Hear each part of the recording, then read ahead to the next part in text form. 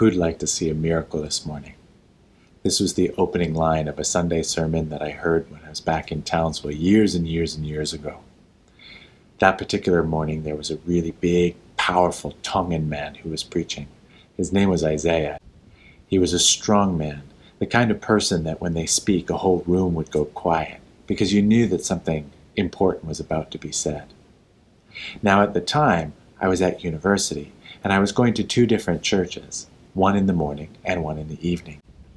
Sometimes, though, the free-spirited university life would mean that I would be up late on Saturday evenings with friends and doing various things here and there.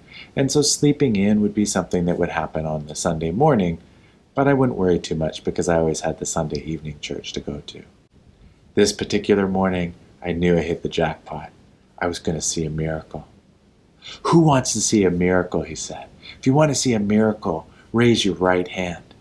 Come on, I'm going to see a miracle this morning. I was so excited to see what was about to happen. The preacher then told us, take your right hand and put it on your chest. And he asked us, can you feel your heart beating? How are you doing it at home? Can you feel your heart beating? Well, no, I couldn't at that time either, and I was a little bit disappointed. But then he went on to say, that's precisely right. You can't see your heart beating. You can't hear your heart beating. And most of the time you can't feel your heart beating. But it's there. You've read about it in books. You've heard about it being taught to you by people who know and have seen it, right? But it's there. You accept it by faith. Your heart is beating. And it's the very thing that's keeping you alive. He said, well, your hand is on your heart. Thank your Heavenly Father that you've got something inside you that you've accepted by faith that's keeping you alive. Now, to be honest, at first I felt a little bit cheated. It's like, come on, that's not a miracle. Everybody has one of these. But the more that I thought about it, the more that the miracle began to grow on me. And I began to realize that there's something to what he said. That so often we take some of these things for granted that are in fact the most important parts of our lives that are with us all the time. And sometimes it just takes a little bit of a reminder, a little bit of extra perspective to realize that there's a miracle right there with you all of the time. Church, this morning I want to encourage you that perspective is power. And a little bit of perspective can go a very, very long way. This morning I want to talk about perspective in the context of fear, anger, and anxiety.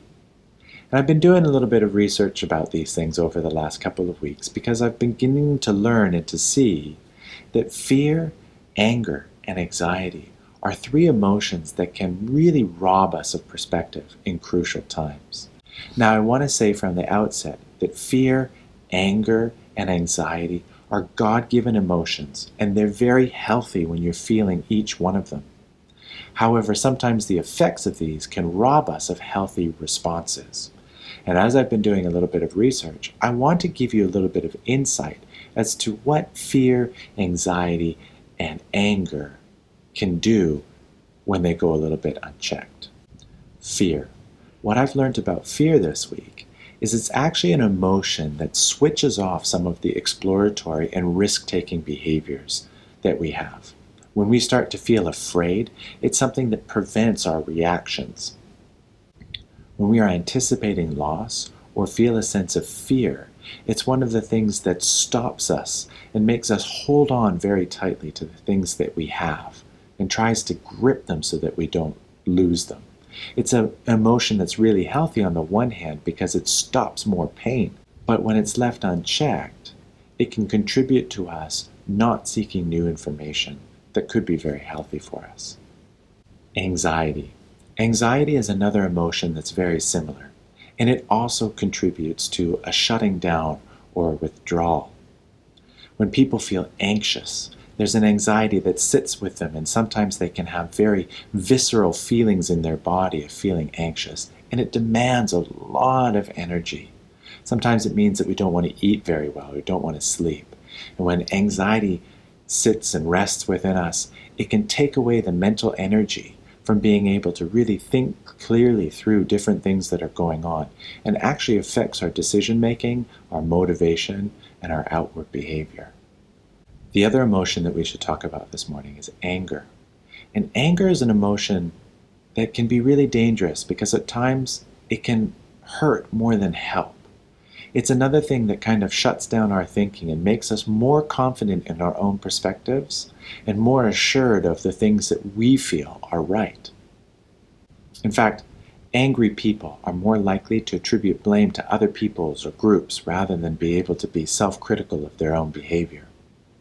Because anger can really take hold of a person, research has suggested that people who are angry tend to act more on stereotypes and are more craving of some sort of reaction to their anger, which is why often people are quick to blame and quick to look for punishment. They're seeking a reward to justify that powerful emotion.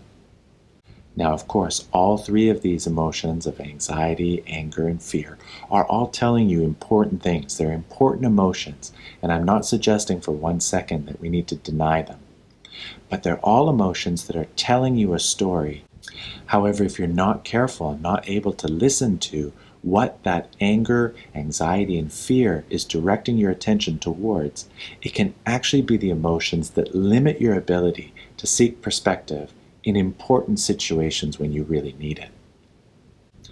If we put them together, fear is the thing that begins to limit our worldview and stop us from seeking information. Anxiety can cause us to withdraw and keep to ourselves, and anger can be the emotions that lead us to non-critical actions or make us thirst for quick impulses and fixes that might seek violent ways of restoring justice to help make us feel better. In order to maintain a healthy balance and a healthy worldview, it's really important to keep a very healthy check on all of these things. With our Bible reading this week on the disciples on the road to Emmaus, why do we need to talk about these things? Well, let's have a look. In our reading this morning, we're joining two disciples as they're on the road to Emmaus. The scene that we observe takes place on the same day that Jesus Christ was raised from the dead. Now, in the church, we can say those words so easily. This event took place, or this reading will take place on the same day as Jesus rose from the dead. But I want to take a moment just to think about what kind of emotions would be going through the disciples on the day that Jesus rose from the dead. The events in the city leading up to Jesus' resurrection were incredibly difficult. The disciples would have watched the leader whom they loved and have followed for days and months and years. They would have seen this man be falsely accused. They would have seen him sweating blood in the Garden of Gethsemane as he's preparing for all of these things. They would have seen a brutal arrest. They would have seen a man's ear fall off or be cut off and then put back on. They would have seen that same leader be beaten to an inch of his life before being crucified in a humiliating death. They then would have watched as the disciples were scattered and the city churned up into a frenzy of just emotion as all of this would have to happen. Relief? Yet? I don't know. The same morning, there was reports as women are coming back from the tomb where Jesus was buried, and they're claiming that the tomb is empty. Could this weekend have gotten any crazier? I would have imagined that in the midst of this scenario where the two disciples are walking on the road to Emmaus here, that anger, anxiety, and fear would have been swirling around in really serious measures. In fact, the Bible tells us in Luke 24, verse 11, that they did not believe the women that came to them because their words seemed like pure nonsense.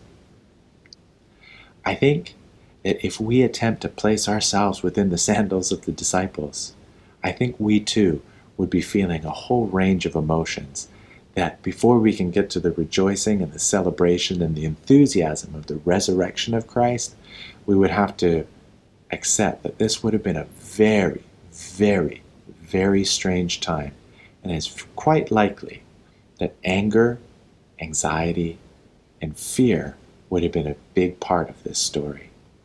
Now, on the road to Emmaus, the two disciples are speaking and they're talking and they're processing all of the things that have just happened when something incredible happens. Jesus himself came up and walked along with them, but they were kept from recognizing him. As they walked, the disciples shared with this stranger all of the events of the things that had just transpired over the past 3 days. They would have been speaking about the power of Christ's life, the incredible nature of the arrest, the abuse, and then the crucifixion, and then they would be trying to understand this news that they just heard about an empty tomb. In return, Jesus gives them keys to help them with their understanding. In fact, the Bible tells us, beginning with Moses and the prophets, he explained to them what was said in all of the scriptures concerning himself. This conversation comforted the disciples, and they invited him to come and join them and stay with them.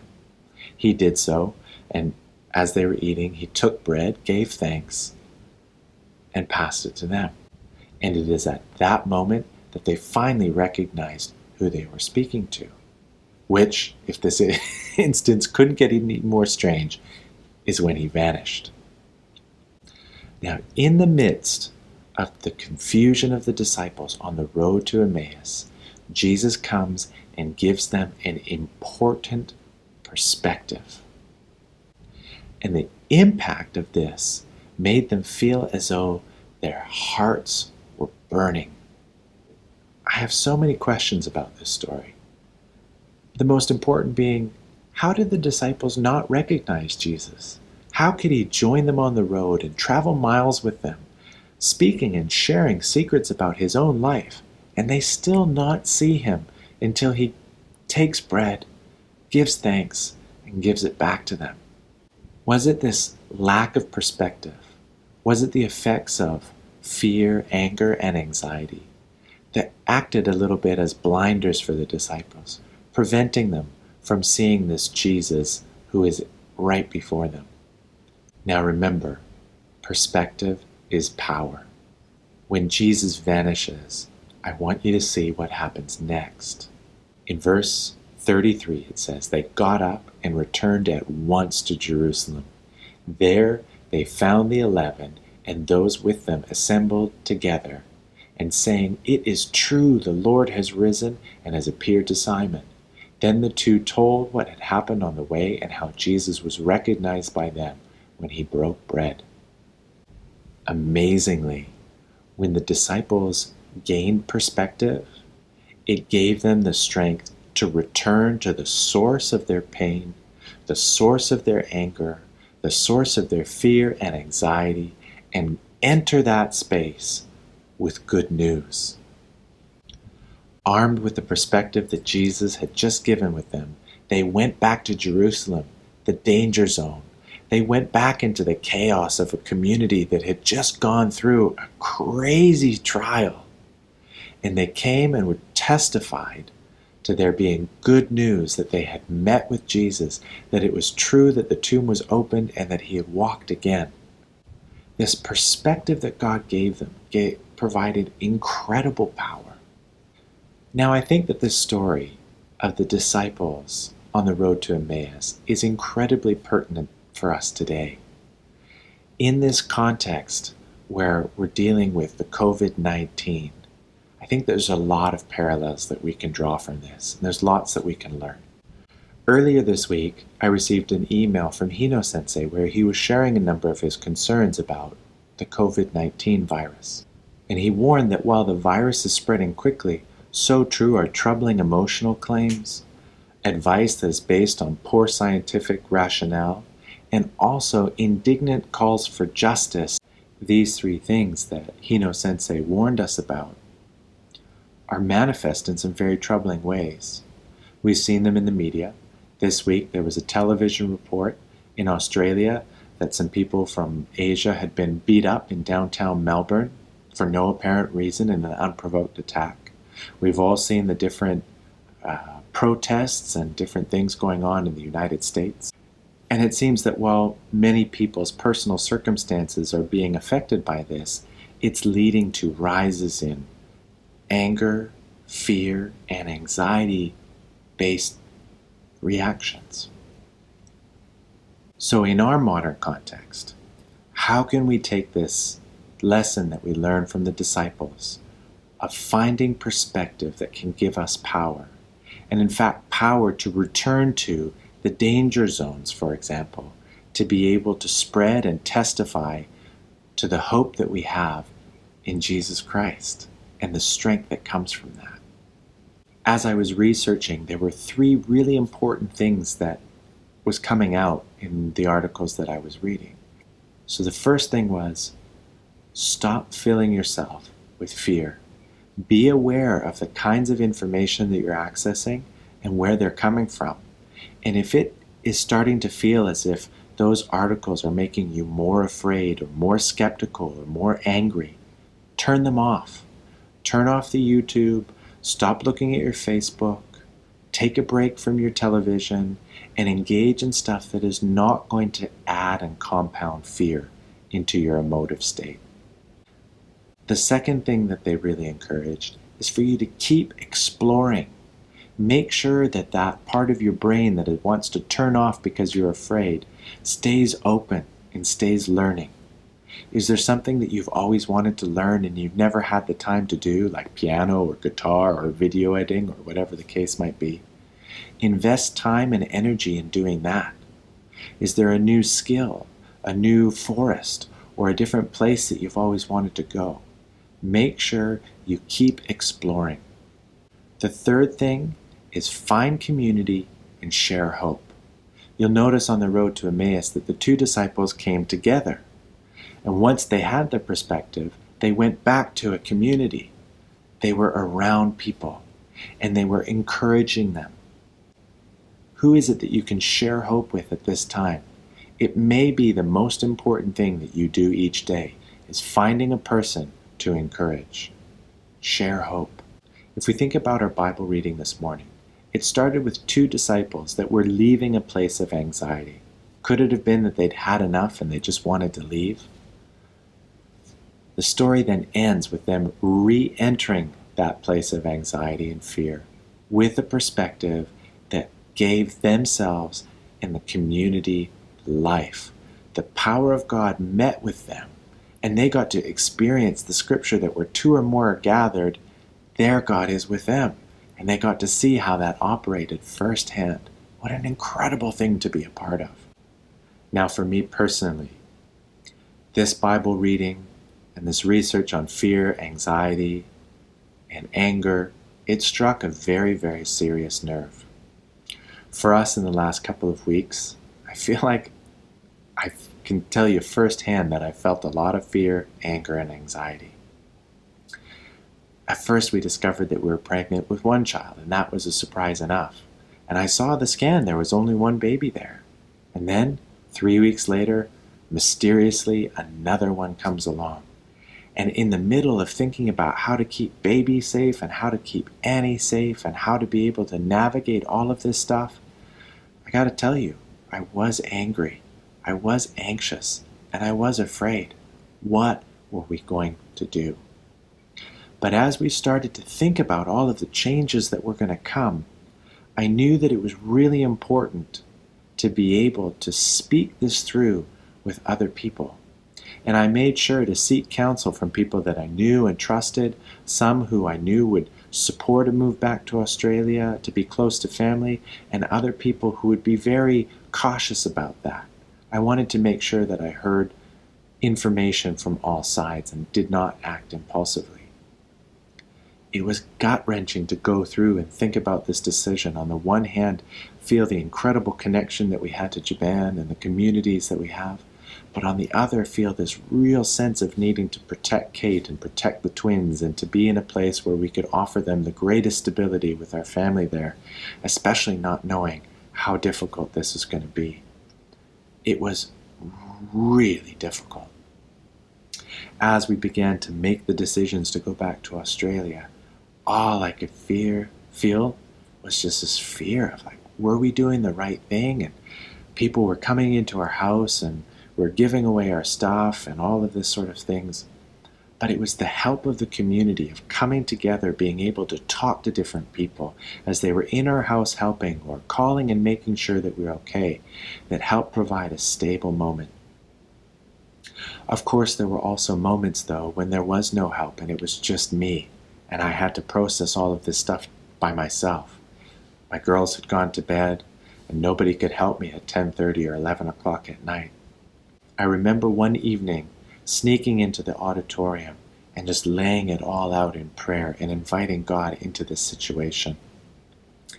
And I remember God giving me an incredible perspective, helping me to see that one of my life's ministries, and the most important one, is to ensure that my wife is served and is safe and my daughter is served and safe.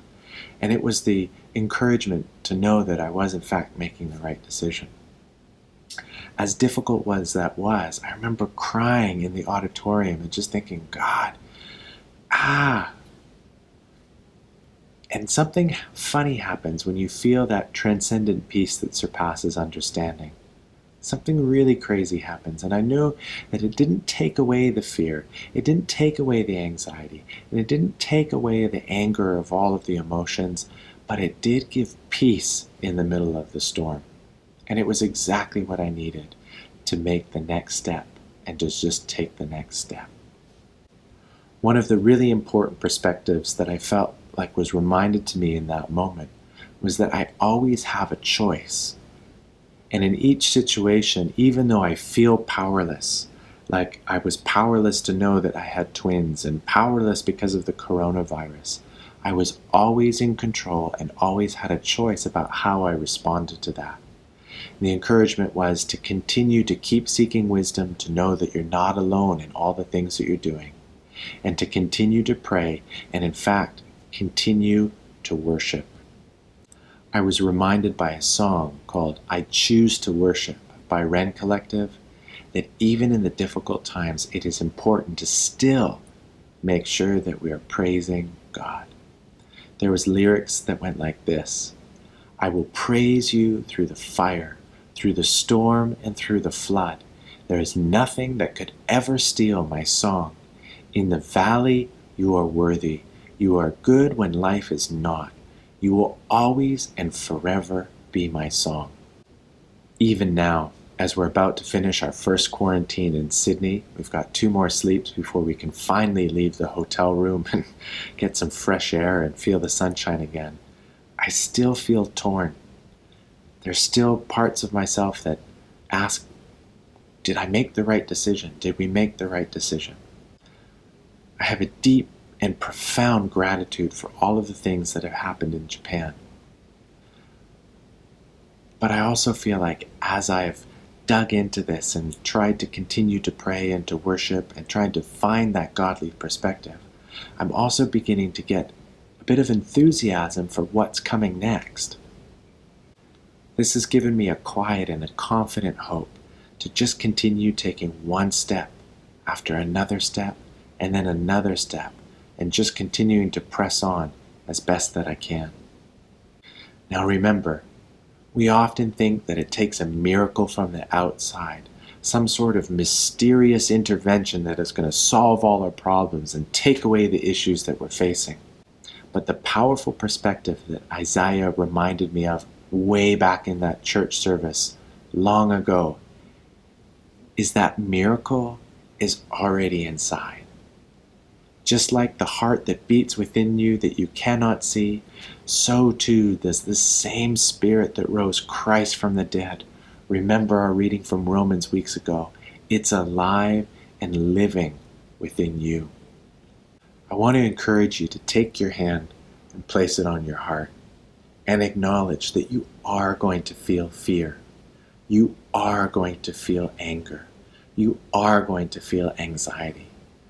But also, with that hand on your heart, remember that you always have a choice. And you will always have the choice to find the perspective that God offers. And that perspective is power. Go in peace.